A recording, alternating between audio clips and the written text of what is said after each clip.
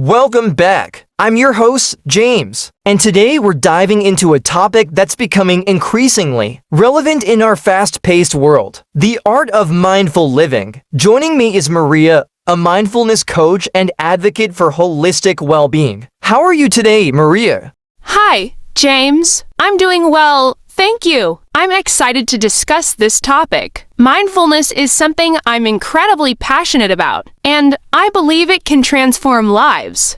It really can. Mindfulness seems to be everywhere these days, from apps to workshops. But what does it really mean to live mindfully? Great question. At its core, mindful living is about being present in the moment and fully engaging with our experiences. It means observing our thoughts and feelings without judgment and acknowledging what's happening around us. It's about cultivating awareness in our daily lives. That sounds so liberating. But for many people, being present can be challenging, especially with distractions everywhere. How do you suggest someone starts practicing mindfulness? I always recommend starting small. One effective way is to incorporate mindfulness into daily activities. For example, when you eat, try to really savor each bite, notice the flavors, textures, and aromas. This simple practice can help ground you in the present moment. That's a fantastic tip. It's interesting how we often eat on autopilot. What other activities can be turned into mindfulness practices? Absolutely. You can apply mindfulness to various activities, such as walking, showering, or even washing dishes. When you walk, pay attention to the sensation of your feet touching the ground and the rhythm of your breath. In the shower, focus on the feel of the water and the scent of your soap. The key is to engage your senses fully. I love that. It's like finding joy in the ordinary. But what about when people face stressful situations? How can mindfulness help in those moments?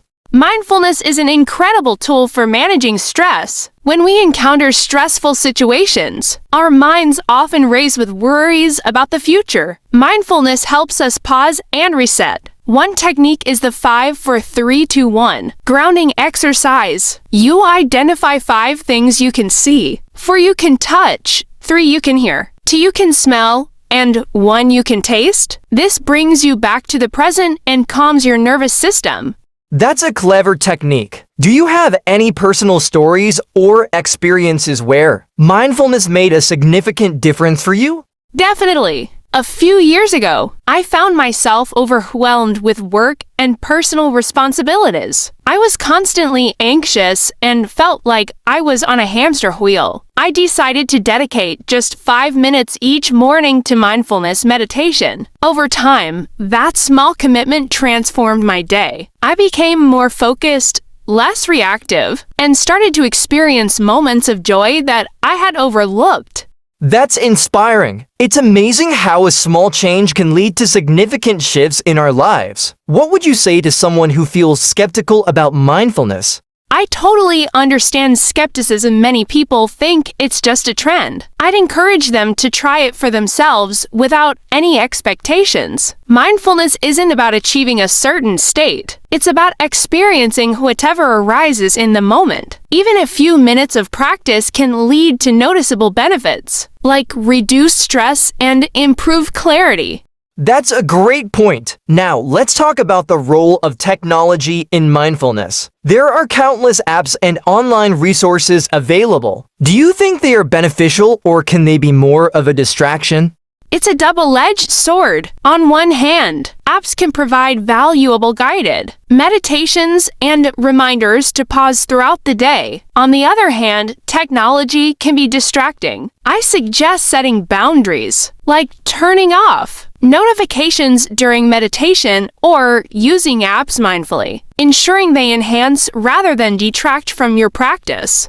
That makes a lot of sense. So for someone looking to dive deeper into mindfulness, what resources or practices would you recommend? I recommend starting with a few reputable apps like Headspace or Calm, which offer guided meditations for beginners. Reading books on mindfulness can also be incredibly insightful. Some favorites of mine are The Miracle of Mindfulness by Thich Nhat Hanh and Wherever You Go, There You Are by Jon Kabat-Zinn. Joining local mindfulness groups or classes can also provide community support. Those are excellent suggestions. Speaking of community, how important is it to have a support system while practicing mindfulness?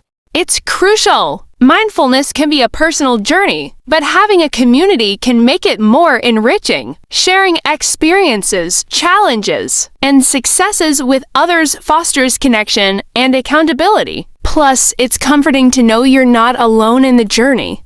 I completely agree. Now, let's touch on a common misconception people often think mindfulness is about emptying the mind. What's your take on that? That's a prevalent myth. Mindfulness isn't about emptying your mind. It's about observing your thoughts without getting caught up in them. Our minds are naturally busy, and that's okay. The practice is about acknowledging those thoughts and gently bringing your focus back to the present moment. That's such a liberating perspective. What about the impact of mindfulness on overall well-being? How does it contribute to mental and physical health? Mindfulness has been shown to reduce stress, anxiety, and depression. Studies suggest it can lower blood pressure and improve sleep quality. By cultivating awareness, we become better at recognizing our emotions and triggers, leading to healthier responses. It encourages self-compassion, which is vital for mental health. That's fantastic. As we wrap up, what final thoughts or encouragement would you like to share with our listeners who are considering incorporating mindfulness into their lives? I'd say start small and be patient with yourself. Mindfulness is a practice, not perfection. Celebrate the little moments and be kind to yourself on this journey. Remember, it's not about how long you practice, but how genuinely you engage with each moment. Wise words, Maria. Thank you for sharing your insights today. It's been a pleasure discussing the art of mindful living with you. Thank you for having me, James. It's been a wonderful conversation, and I hope it inspires others to embrace mindfulness in their lives. And to our listeners, if you're looking to bring more mindfulness into your daily routine, remember that every small step counts. Until next time, keep exploring and stay curious.